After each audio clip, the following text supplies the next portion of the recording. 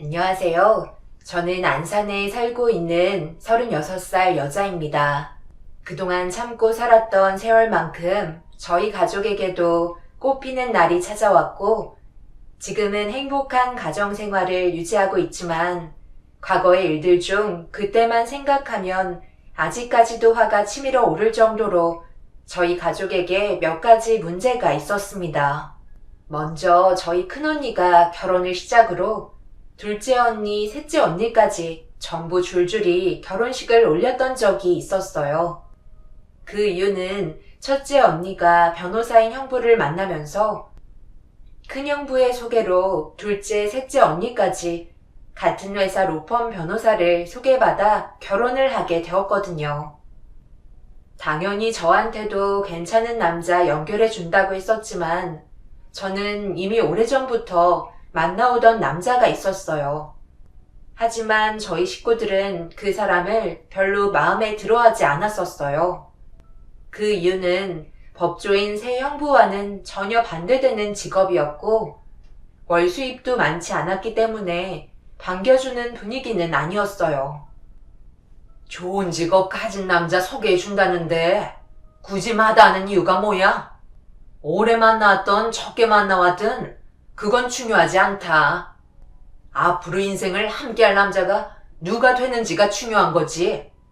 그 사람과 연애를 했다고 해서 결혼까지 해야 된다고 생각하지 마라. 너도 이제 홍기가 찬 만큼 정상적인 남자랑 결혼을 해야 될 거 아니니? 남들 시선이 얼마나 중요한지 알지? 너희 언니 주변에서 대우가 틀려진 거 봤지? 셋 다 전부 변호사 남편 만났다고 부러움을 한 몸에 받고 있는데 너는 고작 들어본 적도 없는 배관공이라고? 월급도 꼴랑 200원짜리 받는다며? 그 정도 돈으로 어떻게 생활이 된다는 거야? 너희 형부들 봐라. 월 7, 800 정도 받는다던데 몇 년만 경력이 쌓이면 자연스럽게 월급이 오르고 그렇게 되면 월 1,000만 원은 그냥 번다는 건데 네가 만난다는 그 남자는 몇 년 지나도 거의 비슷한 수준의 월급 받는 거 아니니? 그런 막노동하는 사람이랑 왜 만나서 엄마 속을 뒤집어 놓는 거야? 이제 그만 정리하고 조만간 자리 추선해 준다니까 소개 한번 받아봐라. 엄마 소원이 뭔 줄 알아? 사위네 전부 다 법조인으로 만드는 게 엄마가 평생 바라는 거다. 이제 마지막으로 너만 해결하면 되는데 왜 이렇게 속을 썩이는 거니? 싫다니까요. 저는 그런 분위기의 남자 별로 좋아하지 않아요. 그리고 무조건 법을 다루는 사람이라고 해서 그 사람이 좋은 남자라고 확신할 수 있어요?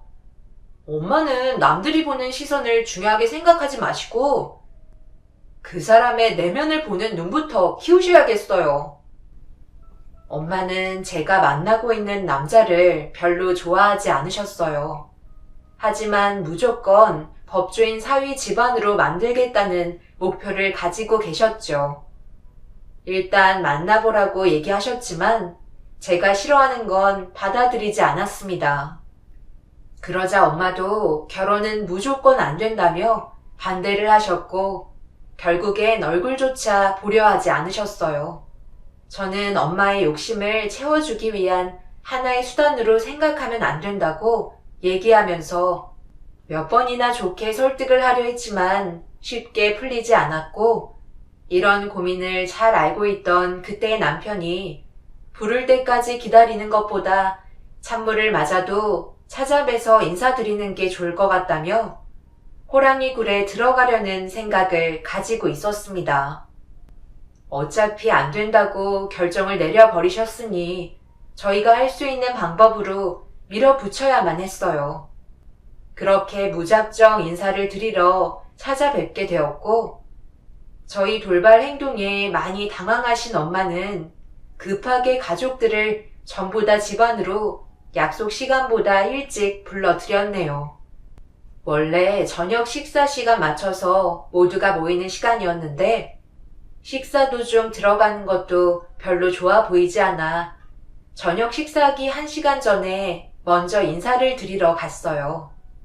그렇게 급하게 모두가 모인 상황 속의 분위기는 당연히 좋지 않았습니다. 저희 아빠는 그래도 제가 사랑하는 사람이라고 용기 내서 데려온 부분에 대해 높은 점수를 주셨고, 가족이 모이기 전에 따로 방에 들어가서 개인적인 대화를 주고받고 계셨어요. 그리고 엄마는 나중에 따로 얘기 좀 해야 될 것 같다며 돌발 행동을 한 저에게 화가 많이 난 상태셨어요. 1시간 정도 지나자 언니와 형부들이 저녁 식사 겸 제가 만나고 있는 남자가 누군지 궁금해서 한자리에 모이게 되었고, 거실 밖이 시끄러워지자 아빠와 그 사람이 방에서 나왔네요. 다행히 아빠의 표정은 나빠 보이지 않았고, 그렇게 모두가 모여 식사를 하려 하는데 첫인사 자리에서부터 엄마의 차별이 시작이 되었습니다. 엄마, 이 사람은 식사하지 말라는 거예요? 왜 숟가락 젓가락을 올려주지 않는 거예요? 이건 너무하잖아요. 생각해봐라.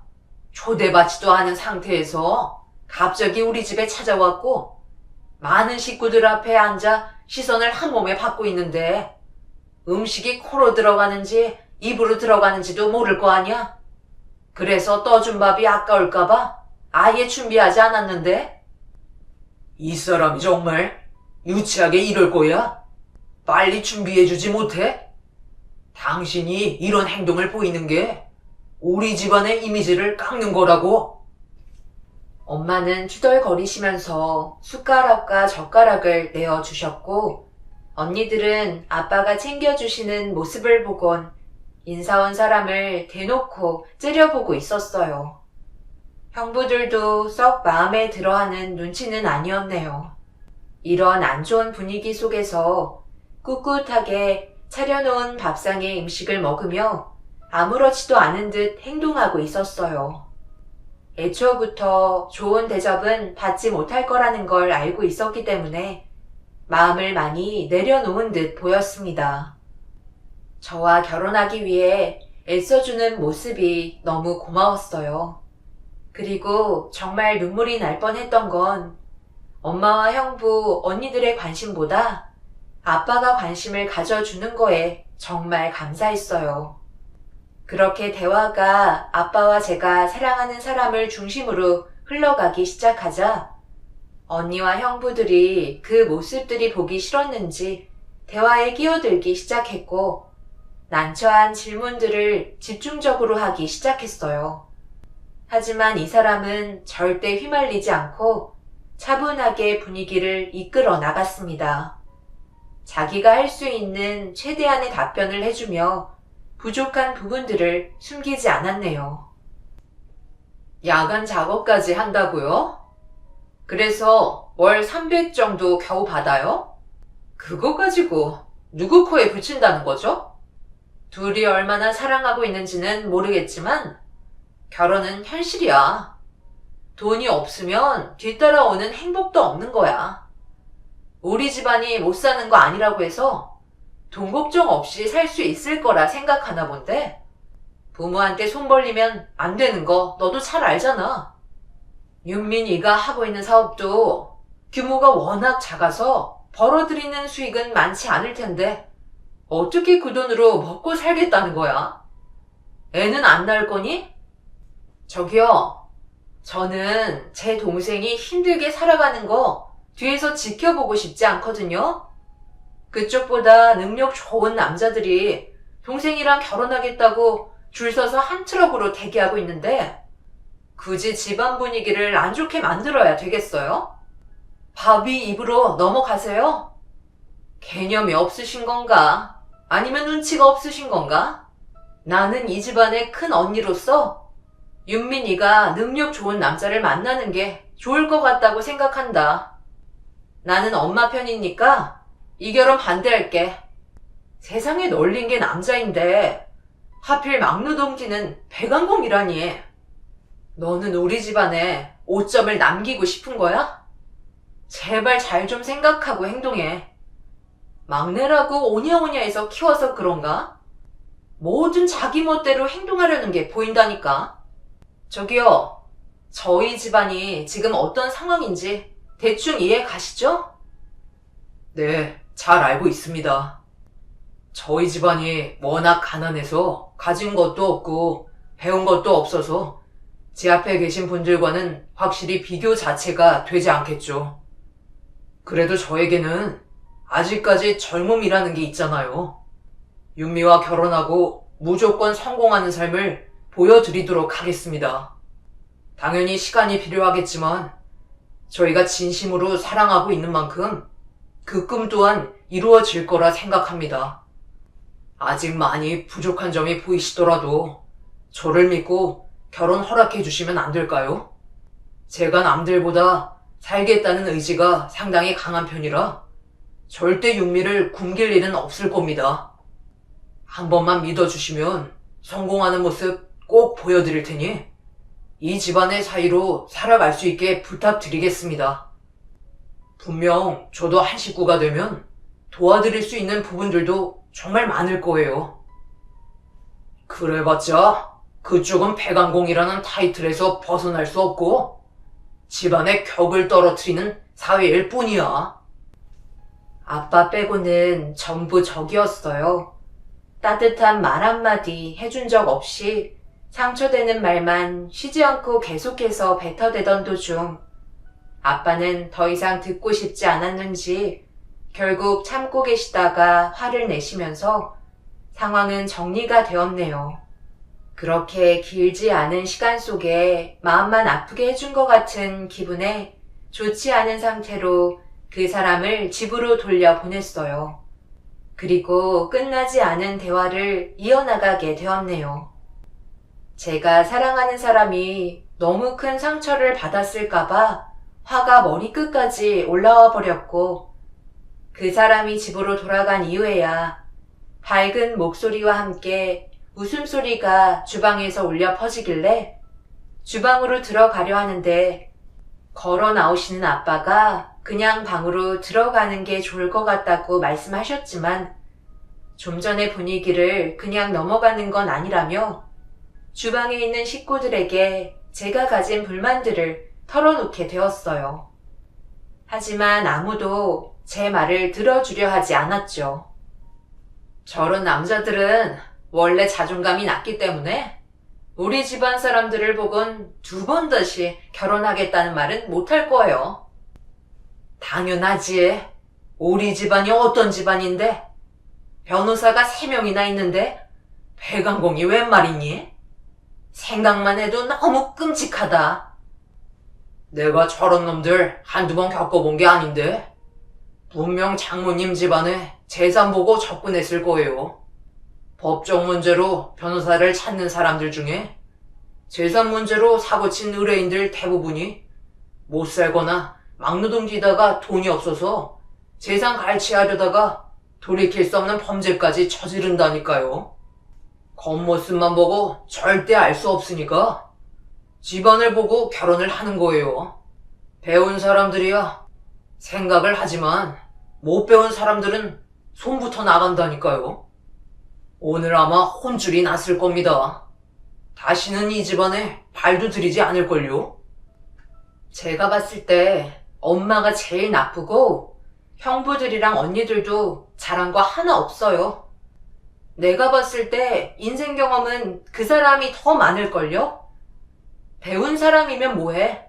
하는 행동들이 사람이 안 되어 있는데 돈 없고 배우지 못한 사람은 결혼도 하지 말라는 거예요? 처제, 어디서 어른들한테 큰 소리야? 지금 이 상황이 얼마나 심각한지 몰라? 항상 예의 바르던 처제가 그놈이랑 놀다 보니 인성까지 버려버렸네. 이래서 사람을 잘 만나야 한다는 거야. 안 좋은 것만 죄다 배웠잖아. 그런 놈들을 뭐라고 부르는지 알아? 미세먼지 같은 존재들이라고 불러. 바람 불면 날아가는 존재들. 가진 것 없어서 일상이 머리 숙여 굽신거리는 존재들이잖아. 오늘 그 사람은 한 번도 굽신거린 적 없이 당당하게 할 말 다 하고 자신감 있는 모습을 보여줬는데요. 사람 함부로 판단하지 마세요. 언니들도 변호사라는 직함에 눈이 멀어 평생 결혼하지 못할 형부들 10살이나 차이 나는데도 결혼한 거 내가 모를 줄 알아? 내가 이런 말까지 하지 않으려 했는데 언니들 예전에 대화 나눌 때 나이가 많아서 결혼하는 거 고민된다고 했었잖아. 10살 차이 나는 늙은이들 변호사 아니었으면 거들떠도 안 봤다고 뒤에서 형부들 욕하는 거 내가 못 들었는 줄 알아? 내가 듣기론 형부들 선자리에서도 인물이 너무 안 좋아서 나중에는 만날 여자들도 없을 만큼 변호사 말곤 내세울 거 하나 없었는데 언니들은 아쉬운 대로 변호사라는 타이틀 하나 때문에 시집 간 거 아니야? 차라리 그렇게 살 바엔 가진 거 없어도 진심으로 사랑하고 있는 사람과 만나서 행복하게 사는 게 100번, 1000번 낫다고 생각하는데 언니들은 형부들의 껍데기만 좋아하는 거라고. 결국 홧김에 언니들이 형부들을 상대로 나눴던 대화를 입 밖으로 꺼내게 되면서 집안은 난리가 나고 말았어요. 그 사람이 잘못한 건 하나도 없었는데 사람의 인격을 깎아내리는 건 잘못됐다고 판단했었어요. 그렇게 한바탕 난리가 난 이후 아빠의 중재로 모든 상황이 정리가 되었지만 그날 이후 저는 가족과 안 좋은 관계를 유지하게 되었고 엄마는 제 인생 제가 알아서 사는 거니 나중에 후회하지 말라며 저희 결혼을 허락해 주셨고 그날 이후부터 보란듯이 잘 지내는 모습 보여드리기 위해 열심히 살아가면서 남편도 저희 집안에 능력이 되는 만큼 최선을 다하고 있었어요. 하지만 처음 인사를 드리러 갔을 때부터 워낙 안 좋은 시선으로 각인이 되어 있던 터라 몇 년이 지나도 좋은 관계를 유지할 수가 없었어요. 그런데 엄마의 마음을 사로잡을 만한 사건이 하나 터지게 되었고 그날 이후 형부들에게는 더 안 좋은 시선으로 찍히게 되었습니다. 갑자기 이게 무슨 일이야? 빨리 어떻게 좀 해봐라. 왜 거실이 전부 물바다가 된 거야? 사이가 셋이면 뭐해? 아무것도 못하고 멀뚱멀뚱 서 있기만 하고 뭐라도 해봐야 할 거 아니야? 집안을 한강으로 만들어야 속 시원하겠어? 머리만 쓸 줄 알았지. 뭐 하나 잘하는 게 없어. 당신 뭐하고 있어? 이런 거 남자들이 해결해야 될 거 아니야? 뭘 어떻게 해야 되는지 모르는 거야? 방법이 없는 거냐고. 남자라고 해서 내가 이런 걸 전부 다 할 수는 없잖아. 장인어른은 어디 가셨길래 왜 아직까지 안 오시는 거야? 여기서 우리 아빠를 왜 찾아? 지금 이 집안에 남자가 셋인데 모임 가셔서 오늘 늦게 오신다고 하셨어. 여보, 무슨 일이야? 갑자기 전화해서 급하게 오긴 했는데 이게 뭐야? 바닥에 왜 다 물로 흥건하게 차 있는 거야? 나도 잘 모르겠어. 갑자기 이상한 소리가 들리더니 바닥에서 물이 올라왔다고. 집안의 밸브는 전부 다 잠갔는데 물이 멈추지 않고 계속 올라오고 있어서 어떻게 해야 할지 모르니까 일단 당신한테 전화한 거야. 해결할 수 있겠어? 남편은 주택이 오래돼서 노후가 된 것 같다며 집안의 밸브를 잠그는 게 아닌 메인 밸브를 잠가야 한다며 건물 밖으로 나갔어요. 그리고는 잠시 뒤 바닥에서 흘러나오고 있는 물이 멈추었고 그 사이 남편이 몇 개의 바가지들을 집으로 가지고 들어왔네요. 남편은 양말을 벗고 바지를 걷어 올린 뒤 물에 젖지 않으려고 의자에 올라가 있는 형부들에게 바가지를 하나씩 나눠주더니 바닥에 있는 물을 전부 다 화장실로 퍼 날라야 할 것 같다며 의견을 내자 형부들은 남편의 말을 듣기 싫었는지 바가지를 바닥으로 던지면서 이런 걸 왜 변호사인 자기들이 해야 되냐고 손가락 하나 까딱하지 않으려 하자 엄마가 그 모습을 보곤 갑자기 소리를 지르시더니 집안의 가구가 다 젖었는데 두 손 놓고 있을 거냐며 형부들을 의자에서 끌어내리셨습니다. 그렇게 모두가 거실에 고여있는 물을 전부 화장실로 퍼나르기 시작했고 그 사이 남편은 처음 보는 여러 가지 장비들을 가지고 거실로 들어왔어요. 바닥에 물기가 전부 없어진 걸 확인하고 남편은 기계로 바닥을 깨부수기 시작했습니다. 그런 광경을 처음 본 저희들은 묵묵히 지켜보고 있는데 남편이 형부들한테 장갑과 자루를 한 개씩 건네주었어요. 그리고 바닥에 깨부순 파편들을 전부 다 주워달라며 지시를 내리자 엄마의 눈치를 보면서 남편이 작업하고 있는 주변에 깨진 파편들을 자루에 담고 있었네요. 그렇게 꽤 깊게 구덩이를 파자 파이프 하나가 보였고 남편은 엄마를 부르며 파이프 연결 부위가 노후돼서 깨져 있는 걸 확인시켜주면서 다른 부품으로 연결을 시킨 뒤 밖으로 나가서 메인 밸브를 켜자 더 이상 물이 새어나오지 않았네요. 그걸 확인하게 된 엄마는 놀라기도 했지만 남편은 창고에서 바닥에 깔고 남아있던 대리석과 시멘트를 가지고 집 안으로 들어오더니 바닥을 깨부쉈던 곳을 원상복구까지 깔끔하게 해두자 그런 모습을 보곤 저희 남편을 새롭게 보게 됐는지 그날 처음으로 남편에게 고생했다며 제대로 된 상차림을 내어주셨네요. 옛날부터 집안에 남자 한 명은 손이 야무진 사람이 있어야 한다더니 그 말이 딱 맞아 떨어지네. 어쩜 이런 큰일을 혼자서 척척 해내는 거야? 이런 실력을 가지고 있으면 평생 굶고 살 일은 없겠네. 그러고 보니 우리 집도 너희 아빠가 처음으로 지은 집이라서 애착이 심하시거든.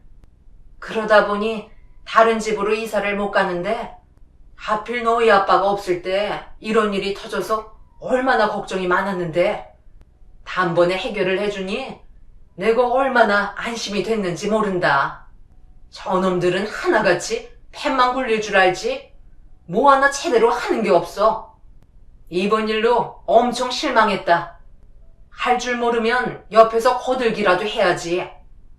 집안의 가구가 젖든 말든 의자에 올라가서 내려오지 않으려 해? 남자가 셋이나 있었는데 어떻게 하는 짓들이 전부 다 똑같아? 엄마, 그만 좀 해요. 가뜩이나 이 사람 오늘 일 때문에 기가 많이 죽었는데 꼭 그렇게 얘기하셔야 돼요? 내가 틀린 말 했어? 남자가 하나만 잘해선 쓸모없다. 뭐든지 다 잘해야 되는 거야. 이번에 정말 크게 느꼈다. 엄마는 제일 중요한 집을 고쳤다는 거에 많은 충격을 받으신 것 같아 보였어요. 언젠가 기회가 올 줄 알았지만 확실하게 점수를 얻을 수 있는 사건이었고 그날 이후 엄마의 1순위는 저희 남편으로 바뀌게 되었네요. 그리고 뒤늦게 들어오신 아빠가 이 사실을 듣게 되면서 사위 하나 잘 들어왔다며 좋은 말을 아끼지 않으셨고 남편은 그날 모든 걸 다 가진 것 마냥 행복해하고 있었습니다. 하지만 형부들과 언니는 그 모습을 보곤 더 기분 나빠했고 아예 말도 붙이지 않을 만큼 남편의 존재 자체를 싫어했어요. 저는 그런 거 신경 하나 쓰지도 않았어요. 시간이 지나면 지날수록 남편이 저희 집안에서 받는 대우는 점점 커지게 되었고 제일 중요한 부모님의 사랑을 한 몸에 받고 있었으니까요. 그런데 그런 부분들이 형부들은 질투가 났는지 설날에 해선 안 될 행동을 저지르고 말았네요. 천장에 배관을 고정하고 있던 나사가 빠져서 새롭게 박아야 하는데 사다리를 잡아줄 사람이 필요해서 형부들에게 도움을 요청했고 이왕 시작하는 거 배관을 고정하고 있는 나사들을 전부 다 점검을 하고 있었어요.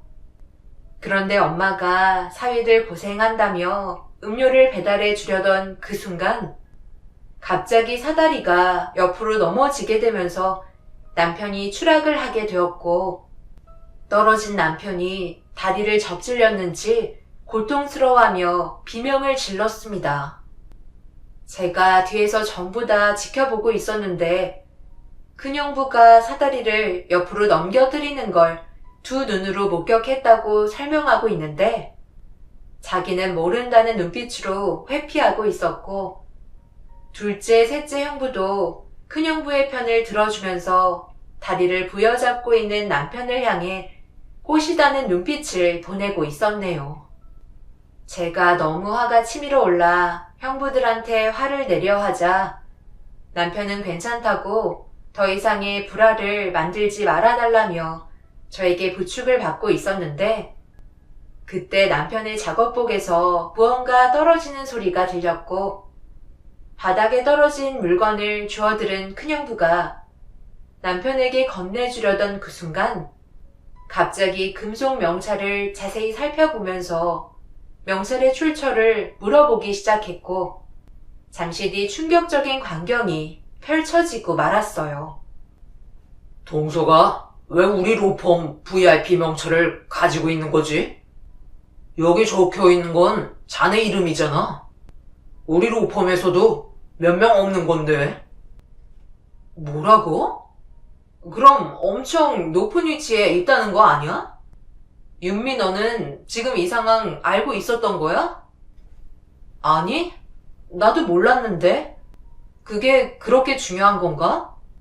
당신이 형부 회사의 VIP 명찰을 왜 가지고 있는 건데? 나는 형님들이 이 로펌에 소속이 되어 있는지 몰랐네. 이거 로펌 대표님이 주신 건데 몇 년 된 거 같은데 형님들은 나랑 대화 자체를 나누지 않으시니까 그곳에서 근무하고 계시는지도 모르고 있었지. 이번에 내가 계약하게 된 곳이야. 예전에 견적을 넣었었는데 입찰이 돼서 1년간 최선을 다해 관리해 드렸더니 VIP 명찰을 주시면서 앞으로 꾸준하게 계약을 유지하게 돼서 지금까지 로펌 건물 관리해주고 있는데 아마 나는 형님들과 만나기 힘들어서 그동안 못 봤던 거야. 자네 이 명찰이 뭘 뜻하는지 알아?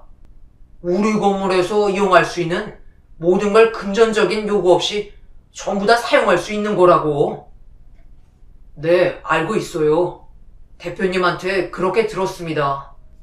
그런데 저는 야간에 회사 직원들 전부 다 퇴근하고 팀원들끼리 들어가기 때문에 딱히 이용할 일이 없더라고요. 부담 갖지 말고 시설 전부를 사용하라고 얘기하셨지만 아직까지 조심스러운 부분이 있네요. 남편이 팀원들과 사업을 하기 시작하면서 정말 많은 곳에 견적서를 넣었었고 바쁘게 살아오면서 최선을 다해 노력해주는 모습에 입소문이 났었는데 그때 견적 한번 보겠다고 했던 로펌 회사가 형부들이 일하고 있는 로펌 회사였던 것 같았어요. 저도 모르고 있었고 회사 일이라 남편도 딱히 얘기하지 않았었는데 상황이 이렇게 흘러가게 될 거라곤 몰랐었네요. 남편이 가지고 있던 VIP 명찰은 손에 꼽힐 정도로 로펌 직원들 사이에서도 대표에게 명찰을 받기란 하늘의 별 따기인 만큼 아무나 가질 수 없는 거였고 형부들이 부러워하자 덩달아 언니들까지 부러워하고 있었습니다. VIP 명찰 하나면 건물 안에서 외식도 할 수 있고 외제차까지 무상으로 전부 다 이용할 수 있는 여러 가지 권한들이 정말 많았었어요. 회사에서 금전적으로 지불해야만 이용할 수 있는 것들을 전부 다 무상으로 이용할 수 있는 명찰이었죠. 거기에다가 가족들까지 함께 누릴 수 있는 특권이 있었기 때문에 언니들은 로펌 건물 내에 있는 피부 관리와 마사지를 받고 싶었는지 남편의 명찰에 욕심을 내기 시작했어요. 그런데 첫째 형부가 저에게 한 달에 벌어들이는 수입에 대해 갑자기 물어보면서 난감한 상황이 발생이 되었어요. 그동안 말을 하지 않았었지만 형부들이 합친 월급보다 남편이 사업으로 버는 금액이 훨씬 많았기 때문에 아무 말 하지 않고 입을 닫고 있었거든요. 저희가 굳이 말할 필요도 없었고 그렇게 해봐야 집안의 불화만 커질 것 같아 항상 평소처럼 소박하게 지내왔어요. 그런데 첫째 형부가 회사 로펌에 건물 관리직으로 들어온 것도 대단한데 VIP 명찰까지 가지고 있다는 건 대표님에게 많은 관심을 받고 있는 거 아니냐며 계속 집착하며 한 달 수익을 물어보길래 어쩔 수 없이 형부들이 벌고 있는 월급의 3배 정도 된다는 말만 했습니다. 남편이 관리하고 있는 건물이 한 개가 아니고 항상 다르기 때문에 정확한 금액을 알려주지는 않았지만 3배라는 금액을 듣는 순간 언니들은 경악을 했고 엄마도 저희 남편이 벌어들이는 수익에 입을 다물지 못했습니다. 집안은 남편이 떨어뜨린 명찰 하나에 난장판이 되었지만 그 명찰을 확인한 순간부터 남편에 대한 대우는 너무나도 달랐어요. 그리고 가족들은 VIP 명찰을 이용하기 위해 거머리처럼 달려들기 시작했죠. 하지만 제가 형부와 언니들을 밀쳐냈고 저희 남편을 막대한 형부네 가족들을 받아주지 않았습니다. 그날 이후 남편의 대우는 180도 바뀌었지만 언제나 한결같이 변함없는 모습으로 남편은 사위의 역할에 최선을 다하면서 묵묵히 살아오고 있네요. 사람은 겉모습만 보고 모든 걸 판단할 수 없듯이 그 사람의 진짜 내면을 봐야 한다고 생각합니다. 자신보다 여러 가지로 부족하다고 그 사람을 낮게 본다면 나중엔 분명 후회하는 일이 뒤따라올 수 있다는 걸 제 사연을 통해 많은 분들께서 느끼셨으면 좋겠네요. 오늘 하루도 가족분들과 좋은 시간 보내시길 바랍니다. 감사합니다.